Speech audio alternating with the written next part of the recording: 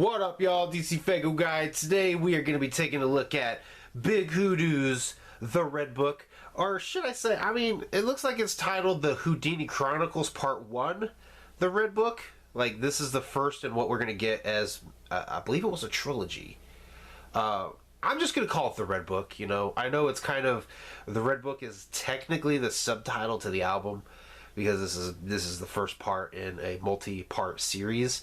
I'm just going to refer to it as the Red Book for the rest of the review, so if anybody points that out to me, suck a dick. Anyway, we're going to be taking a look at Big Hoodoo's The Red Book. This album completely came out of nowhere. Like, what did we get? Like, maybe a week or two hype for this album before pre-orders dropped and the album came out? I don't even think it was that. I think it was like a week. I think we had it like hyped up, and within a week we had pre-orders for the release date being that weekend. I was like, holy shit. And honestly, to be completely honest, seeing how quickly the pre-orders and the release date came out, there was this slight hesitation of like, is this gonna be a good album? And I'm glad to say, this is a great fucking album. This is honestly better, in my opinion, than Asylum, which was a psychopathic release. So, let's quit talking about hype. Let's get into this motherfucker. So that is the front. There you have Big Hoodoo. Oh, I just hit the tripod like a bitch. There's Big Hoodoo, just, you know, fucking repping. Looking dope as shit, man. The Red Book, it's all themed red. Now, there was an interview that was released recently on Faygo Lovers, and Big Hoodoo did confirm that this is part one of, I believe it was a 3-part series. This is the Red Book. He's going to be coming out with a, I believe he said it was Red Book, White Book, and I believe Black Book. Basically following the face paint scheme. So you can expect to see a White Book and a Black Book. I believe that was what I had heard.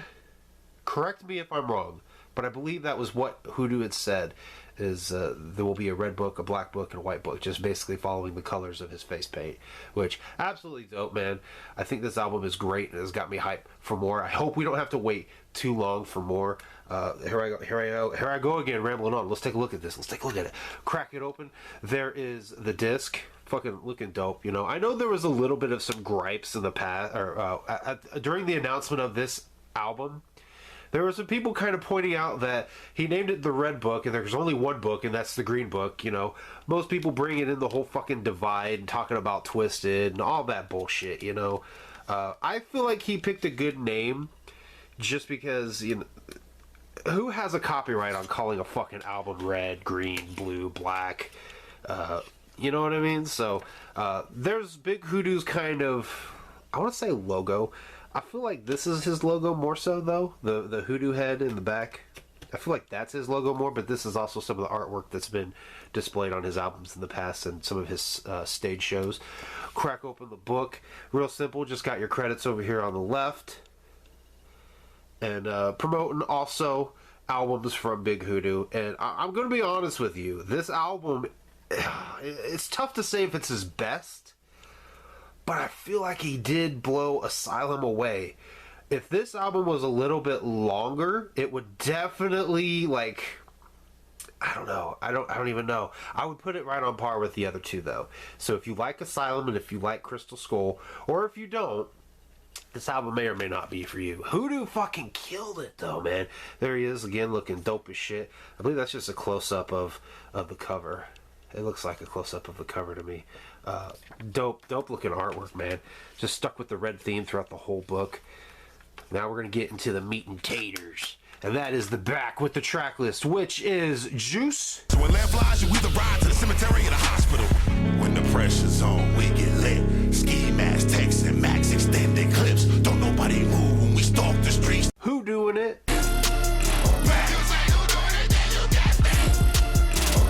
Shout 7, but I'm genuine, my city's first. We all about the Benjamins, but on Bitch, I'm gone. Back like I never left, I'm here again to take the title. Standing on niggas' necks until they snap, I'm break. Hatchet, man. 14K, and we had to earn every diamond that's on it. Been going for damn near 30. These niggas still don't want it. 7 + 3. Still on 10. On them, on them. See you on 10. Listen, I know I extended my intermission, but let's stop pretending y'all didn't miss them. Now buckle up as we ascending. Take over. Taking over, taking over. Alright, let's go. We about to take over. The first way you should start. Recruit a psychopathic soldier. Anyone can. Ride high. And I'm trying to dodge life up in the pen. Even though it's hard, I built the squad. You got to fight to win. I ride high with my head in the air until I'm ashes. Thunder on my lap, ready to cut. Juggalo love. Time to get lit. Smoke a couple of zips. We keep pumping out hits for the love of this shit. For the love of this shit.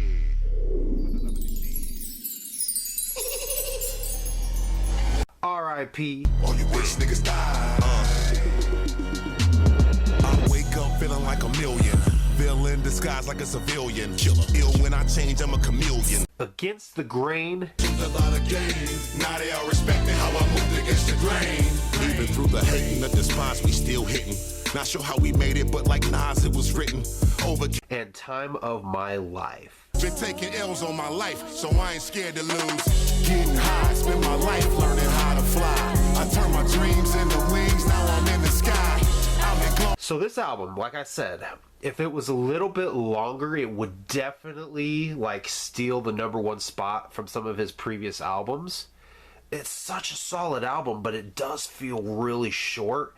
And, you know, for the amount of years it took for him to put this out, because if I'm not mistaken, Bitch I'm Gone was first released as a single in 2018. So a good 2 years ago, you had Bitch I'm Gone that was released. So you're looking at a good solid 2+ years of production for this album.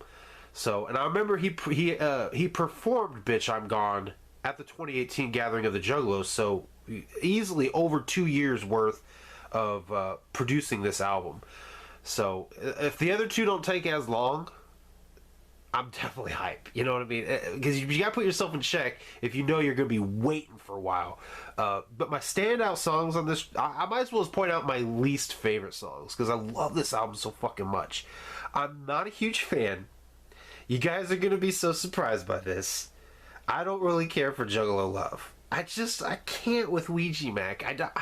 I know he's so fucking popping right now and Juggalos love him, but for the life of me, I just can't get into him. And I don't, you know, I feel like I'm fucking a broken record, beating a dead horse. I just can't get into Ouija Mac, you know?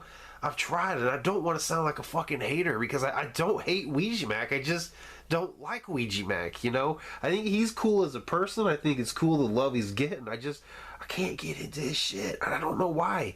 So, like, I maybe that's what caused me to not like this song so much. Like, I went into it just thinking, like, cringe, you know? I kind of went into this song cringing, and I came out, like, didn't like it. I mean, it's not a terrible song. It's just, you know, I don't know. I just didn't feel it as much as the others, you know?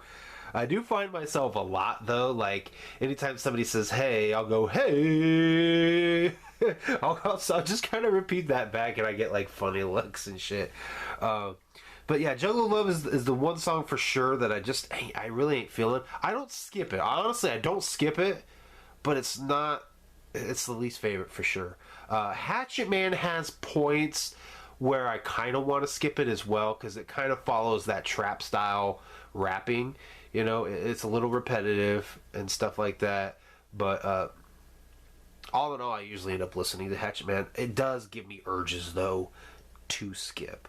So, you know, let's talk about my standout songs. Like I said, I can listen to this album front to back.